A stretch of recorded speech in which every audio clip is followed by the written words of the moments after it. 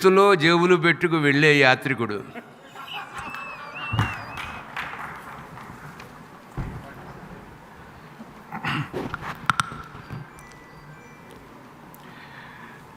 అందరికీ నమస్కారం. ఇక్కడున్న అందరం సినిమాకి ప్రత్యక్షంగానూ పరోక్షంగానూ సంబంధించిన వ్యక్తులం కాబట్టి నాకు నా కుటుంబంతో మాట్లాడుతున్నట్టుగా అనిపిస్తుంది. ముఖ్యంగా నాకు మెగాస్టార్ చిరంజీవి గారితో కానీ అల్లు రామలింగయ్య గారితో కానీ వాళ్ళందరి కుటుంబంతో నాకున్న సాన్నిహిత్యం దాదాపుగా ఒక మోర్ దాన్ 17-18 ఇయర్స్గా ఉంది. నాకు అవార్డు ఇస్తారంటే నేను ఏదో మామూలుగా ఒక అవార్డు ఇచ్చి పంపించేస్తాను ధైర్యంగా ఒప్పుకున్నాను, కానీ ఇక్కడ కుర్చీలు అవి వేసి సో నాకు అందులో చిరంజీవి గారి ముందు వాళ్ళందరి ముందు కుర్చీలో కూర్చోటంటే చాలా ఇబ్బందిగా ఉంది నాకు. ఇది యాక్చువల్గా అల్లు రామలింగయ్య గారి గురించి మాట్లాడుకోవాలి. ఆయన దీన్ని ఎందుకు నేను కాదనలేకపోయానంటే బికాస్ నాకు చాలా ఇష్టమైన కమెడియన్స్లో ఆయన ఒక ఆయన. తొలితరం దాదాపుగా 1945-46 సంవత్సరాల తర్వాత తెలుగు టాకీ స్వర్ణయుగం ప్రారంభమైన మొదటి సందర్భంలో రేలంగితో పాటు ఆ తర్వాత 1970ల ప్రాంతంలో రాజబాబుతోటి, 1980ల ప్రాంతంలో రావు గోపాలరావు గారితో దాదాపుగా ఒక 40-50 సంవత్సరాల పాటు అప్రతిహతంగా తన బాణీతో ప్రేక్షకుల్ని విపరీతంగా అలరించినటువంటి ఒక ఉద్దండుడైనటువంటి కమెడియన్ తాలూకు, క్యారెక్టర్ ఆర్టిస్ట్ తాలూకు, ఒక గొప్ప వ్యక్తి తాలూకు, సమాజంలో తనదైన ముద్ర వేసి ఒక సంతకం చేసి వెళ్ళిపోయిన ఒక గొప్ప సినీ స్వాపినికుడి తాలూకు అవార్డుని ముఖ్యంగా ఆయన 100వ పుట్టినరోజు నాడు అందుకోవటాన్ని నేను చాలా గౌరవంగాను చాలా గొప్ప సత్కారంగాను భావిస్తున్నాను. హ్యాపీ బర్త్డే అల్లు రామలింగయ్య గారు, మీకు నా జన్మదిన శుభాకాంక్షలు. ఎందుకంటే కొందరికి పుట్టికే తప్ప చావు ఉండదు. ఎందుకంటే తెర ఆడుతున్నంతసేపు, తెర మీద బొమ్మ ఉన్నంతసేపు, ఈరోజు మన మొబైల్ ఫోన్స్లో కూడా అల్లు రామలింగయ్య గారు వచ్చేసారు. సో ఆయన మన జేబులో కూడా ఉన్నట్టే. సో వీళ్ళని మనతో విడదీయలేనటువంటి ఒక అనుబంధాన్ని వీళ్ళు స్ట్రైక్ చేశారు వీళ్ళందరూ. ఈయన గురించి మామూలుగా నటుడుగా ఈయన గురించి చెప్పాలంటే ఈయన తాలూకు స్పాన్ కానీ ఈయన స్పెక్ట్రమ్ కానీ చాలా పెద్దది. దాదాపుగా ఒక 50 సంవత్సరాల స్పెక్ట్రంలో ఆయన ముట్టుకోని క్యారెక్టర్ కానీ వెయ్యినటువంటి పాత్ర కానీ ఏమీ లేదు. పరమానంద శిష్యులు కథ లాంటి సినిమాలో ఒక స్లాప్స్టిక్ కామెడీ దగ్గర నుంచి, ముత్యాల ముగ్గులో ఉంటే ఒక డిఫికల్ట్ యానిమల్ క్యారెక్టరైజేషన్తో చేసే కామెడీ దగ్గర నుంచి, బుద్ధిమంతుడు లాంటి సినిమాలో ఉండే ఒక సెమీ విలనీల దగ్గర నుంచి, so he tried everything what not, ఇది అది అని చెప్పడానికి ఏం లేదు ఆ స్పెక్ట్రంలో. అందుకనే నేను ఆయన కమెడియన్ అనే మాట ఒక్క మాటకే ఏమంటారు దాన్ని ఘాటకి కట్టేయడానికి నేను పెద్దగా ఇష్టపడను ఆయన్ని. ఎందుకంటే ఆయన అంత వైవిధ్యభరితమైనటువంటి పాత్రలు చేశారు. సో ఆయన్ని నేను యాక్చువల్గా చెప్పాలంటే ఒక నటుడిగా మాత్రమే చూడగలం. ఎందుకంటే కొన్ని సినిమాలని ఆయన తనకు భుజం మీద మోసుకెళ్ళిపోయారు. కొన్నిటిల్లో సహాయ పాత్రలు పోషించారు, కొన్నిట్లో హాస్యరసాన్ని పోషించారు, కొన్నిట్లో విషాదాన్ని పోషించారు. సో అందుకని ఆయన్ని మనం ఒక సంపూర్ణమైన నటుడిగా చూడవచ్చు. దాంతోపాటు ఆయన ఒక సంపూర్ణమైన మనిషిగా కూడా జీవితాన్ని గడిపాడు. ఆయన పడిన కష్టాలు నాకు తెలిసి జీవన ప్రమాణాలు అతి తక్కువగా ఉన్న సమయంలో, కరెంటు కూడా లేని సందర్భంలో, రోడ్లు కూడా లేని సందర్భంలో, పాలకొల్లు అనే ఒక చిన్న పల్లెటూళ్ళలో పుట్టి దేశమంతా తిరంగా మోస్తున్న సమయంలో నేను కూడా స్వాతంత్రంలో పాల్గొనాలి అని చెప్పి ఆ కోపంతో జైలుకి వెళ్ళినటువంటి ఒక కమ్యూనిస్టు, ప్రపంచం అంతా భారతదేశం తాలూకు స్వాతంత్రం వాయువులు పీల్చుకున్న సమయంలో ఏదైనా ఒక కొత్తది ప్రయత్నిద్దాం, జీవితంలో వేరేదైనా వెతుకుదామని చెప్పి మద్రాసు రైలు ఎక్కిన ఒక స్వాప్నికుడు, అక్కడికి వెళ్ళిన తర్వాత ఆ కష్టాలన్నింటినీ ఎదుర్కొని వాటన్నిటి మధ్యలోనే నిలబడి ఇన్ని సంవత్సరాల పాటు ఈదుకొచ్చి తనతో పాటు తన తర్వాతి తరాలకి కూడా చెయ్యందించినటువంటి ఒక గొప్ప వారసత్వాన్ని మనకందరికీ అందించినటువంటి ఒక తండ్రి, తాత, మామ, తమ్ముడు, అన్న, ఇట్లా ఎన్నో వైవిధ్యభరితమైనటువంటి భూమికల్ని జీవన యవనిక మీద పోషించినటువంటి ఒక అతి గొప్ప వ్యక్తిగా నేను అల్లు రామలింగయ్య గారిని చూస్తాను. అందుకే చెప్పాను కొందరికి పుట్టికే ఉంటుంది, చావు ఉండదని. ఎందుకంటే ఇప్పుడు ఇక్కడ ఉన్న వాళ్ళందరూ ఆయన రక్తం పంచుకు పుట్టిన వాళ్ళే. ఆత్మావై పుత్రనామాసి అంటారు. మన సోల్లో ఒక పార్టికల్లే కొడుగ్గా మన ఎదురుకుండా నిలబడి ఉంటుంది అని. అట్లా అరవింద్ గారు ఆయన తాలూకు ఆత్మలో ఒక భాగం. అలాగే ఆయన తాలూకు కూతుళ్ళు, వాళ్ళ తాలూకు భర్తలు, వాళ్ళ నుంచి వచ్చిన పిల్లలు, వాళ్ళు ఇప్పుడు చేస్తున్నటువంటి విజయాలు, సాధిస్తున్న విజయాలు, వాళ్ళ తరువాతి తరం వాళ్ళు, ఇదంతా ఒక నిరంతరంగా సాగేటువంటి ఒక గొప్ప ప్రవాహానికి ఒక చిన్న నీటి బిందువుతో మొదలుపెట్టినటువంటి చాలా గొప్ప వ్యక్తిగా నేను అల్లు రామలింగయ్య గారిని చూస్తాను. అందుకే ఆయన పుట్టుక తప్పితే దాని తాలూకు అంతం ఎక్కడో మనకి తెలియదు.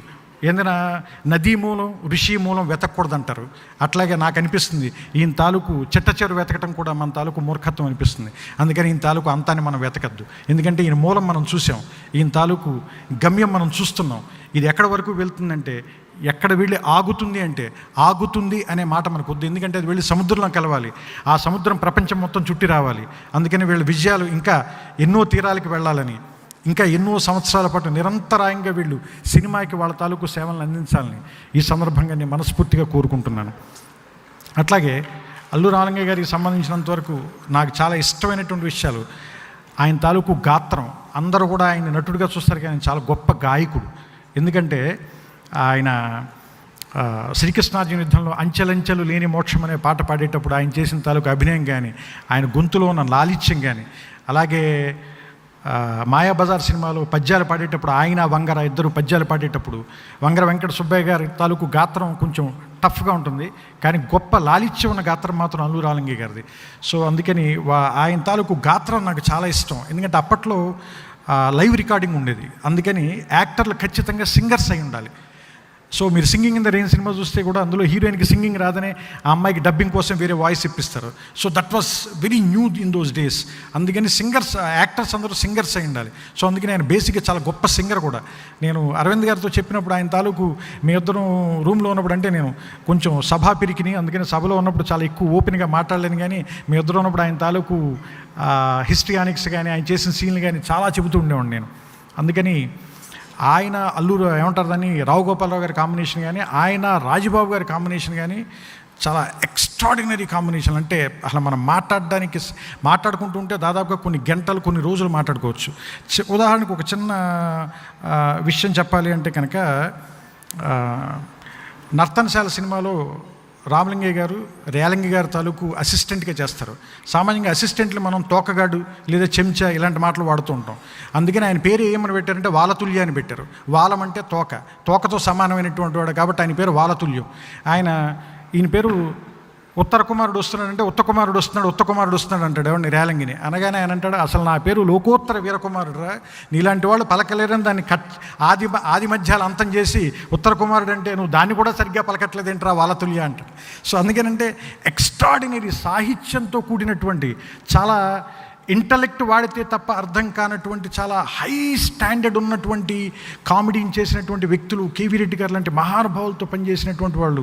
అంటే నాకు రమణ గారు పర్సనల్గా చెప్పారు, బాపు గారు రమణ గారు, ఆమ్యామ్య అనే పదం ఆయనే కనిపెట్టారు, ఆయనే వచ్చి మాకు చెప్పారు, నేను స్క్రిప్ట్లో రాసింది కాదని రమణ గారు చెప్పారు. He so graceful.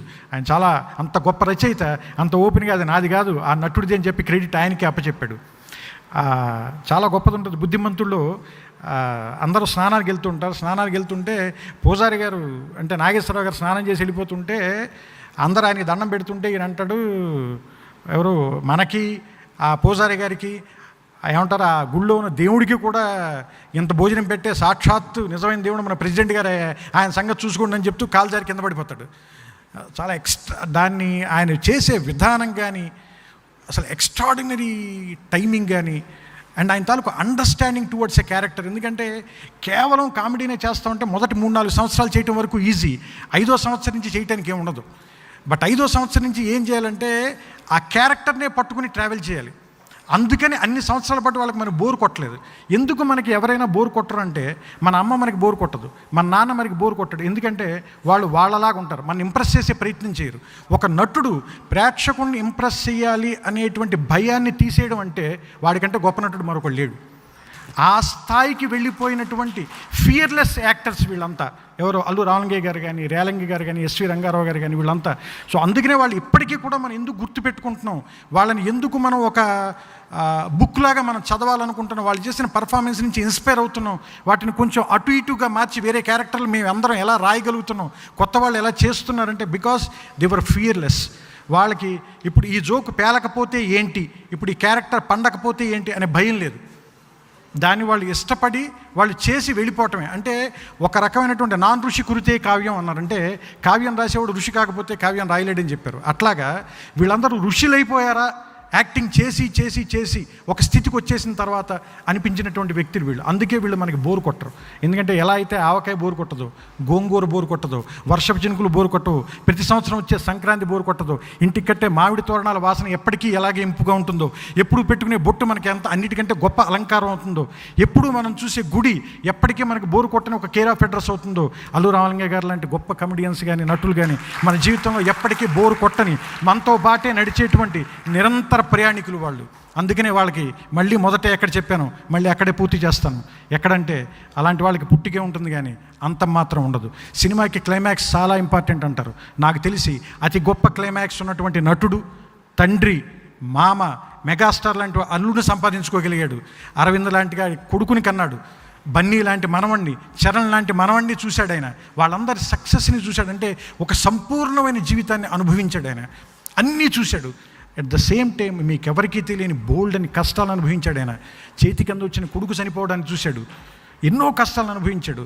అన్నిటికంటే గొప్ప ఆయనలో నాకు నచ్చింది ఏంటంటే, నాకు అరవింద్ గారు వాళ్ళు చెబుతూ ఉంటే వాళ్ళ ఇంట్లో అపోలో రూమ్ అని ఒక రూమ్ ఉండేదంటే, ఎవరైనా ఊరి నుంచి వచ్చిన వాళ్ళందరూ కూడా హాస్పిటల్లో ఉండాలంటే ఆ ఇంట్లో ఉండాలని చెప్తారు.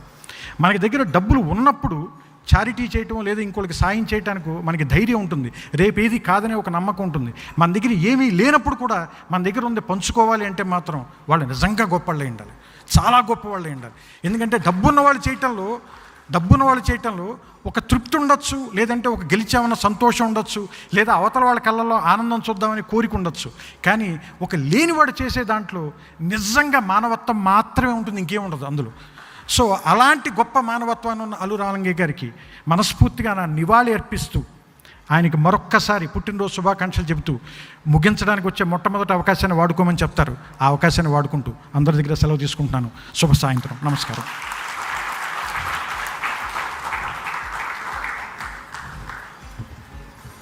చిరంజీవి గారు.